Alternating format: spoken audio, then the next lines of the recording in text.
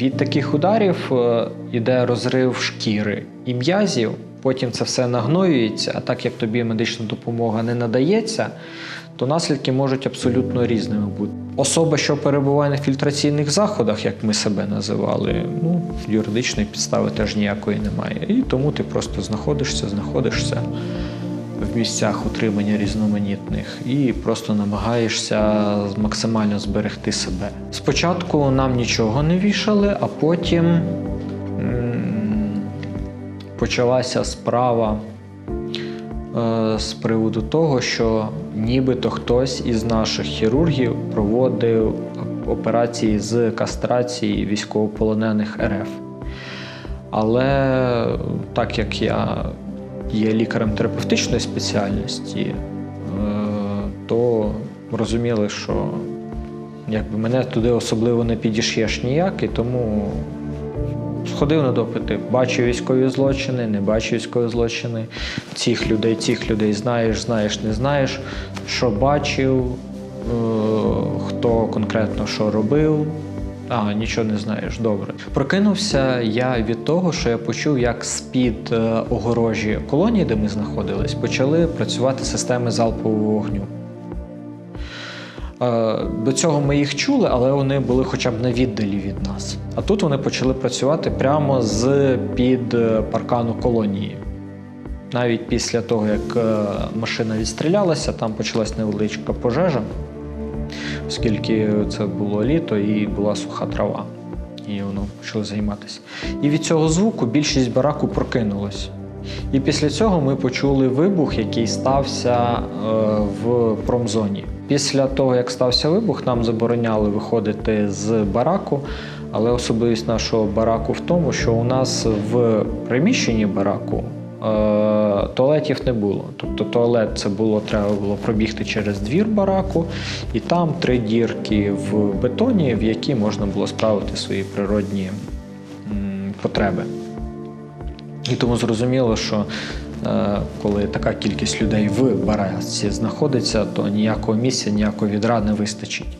І тому нас групами дозволяли перебігти через двір, не піднімаючи голови, для того, щоб добігти до туалету, обладнаного в дворі. Вибігши з бараку, я відчув дуже знайомий запах.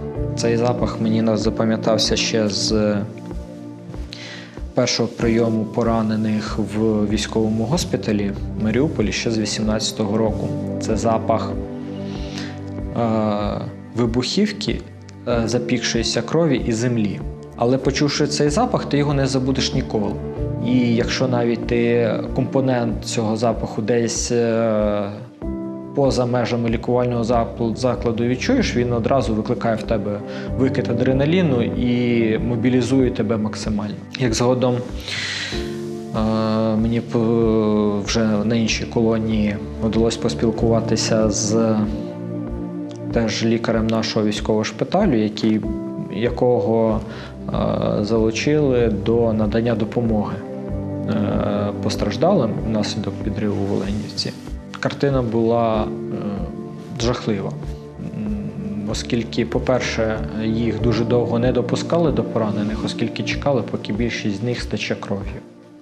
Тобто, якщо це було посеред ночі, то їх тільки там вже десь ближче до середини дня відправили, щоб вони надали допомогу. Але засобів для надання допомоги не дали. Тобто, по факту, вони прийшли і дивились на те, як люди мучаються, а надати їм допомогу в них немає змоги. Тобто це була така річ, яка є окремими видами тортур саме для лікарів. Це коли тебе ставлять перед необхідністю, але не дають засобів. Вони ще за день до цього почали виносити ліжка, оскільки бараки у нас відкритого типу, є велика решітка висока, і ти бачиш основну частину зони. Ми бачили, як на промзону почали носити ліжка, носили цілий день, але, видно, до вечора не встигали, і тоді ми вперше побачили, як навіть транспорт, що є якийсь транспорт, яким можна возити важкі вантажі, а не тільки руками полонених носити. Бо полонені завжди залучаються до примусових робіт. кожній колонії, де б вони не були. Навіть пригнали машину і крайню ходку з ліжками робили машиною, щоб встигнути, щоб до вечора все перевезти.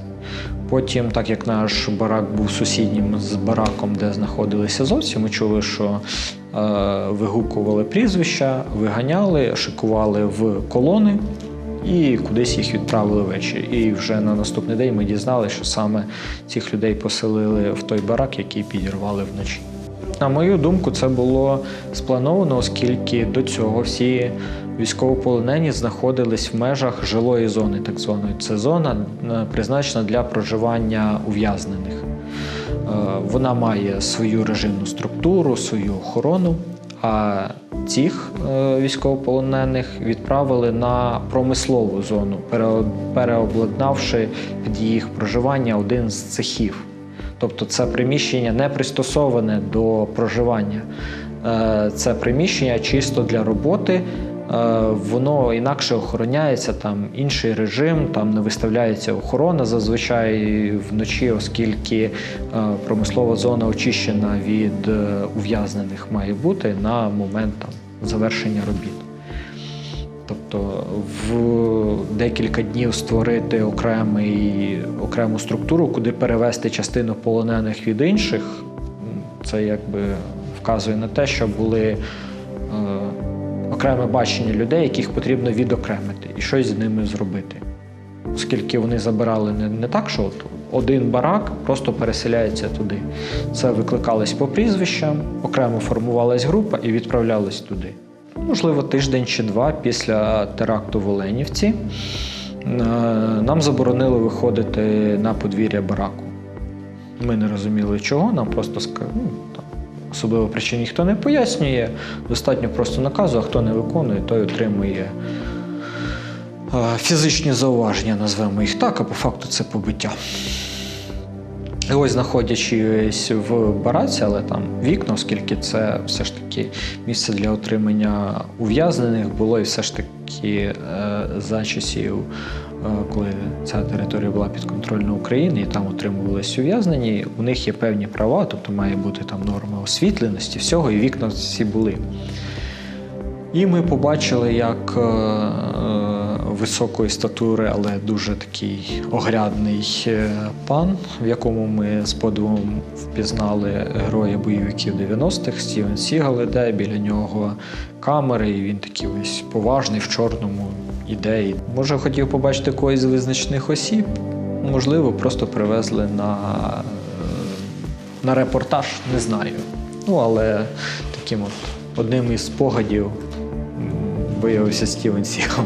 Була журналістка, вона не представлялася, але вона навіть в колонії знаходилась в бронежилеті, і там були зелені ці букви РТ. Достатньо знана абревіатура, по якій легко дізнатися, хто на Russia Today. Тому я зрозумів, хто, власне, завітав до нас у гості в колонію. Мені там теж сказали представитись, хто я, що я робив, які військові злочини бачив. Потім запитали, чи розумію я, чому я знаходжусь в полоні. Я сказав, що я не розумію, оскільки я не є комбатантом. Журналістка дуже здивувалась, назвемо її журналісткою. Нехай вибачають інші журналісти, що я до працівників Russia Today. Вона каже, а як ти не комбатант? Кажу, так, я не комбатант, я є лікар. Каже, але ж ти зброю мав. Кажу, я не мав зброї, ви можете взяти моє посвідчення офіцера, оскільки я є офіцером Збройних сил України, лікарем. Подивитесь моє посвідчення офіцера і побачите, що там не записано жодної зброї, яку б я отримував. Бо кожен військовослужбовець при отриманні зброї, йому ставиться штамп, що ось це його особиста зброя, і він нею володіє. І в випадку потреби має застосовувати саме цю зброю, як його штатну. Кажу, у мене навіть зброї немає. Тобто, яким місцем ви побачили в мені комбатанта, я не розумію. Після цього розмова якось далі не залагодилась, не пішла, і, наскільки я знаю, уривки мого інтерв'ю так ніде і не були опубліковані. Їх улюбленими інтерв'юерами були саме Люди, які, не витримавши тиску, вирішили або залишитися на тимчасово окупованих територіях, або взагалі вирішили перейти на бік Російської Федерації і вступити до її збройних формувань.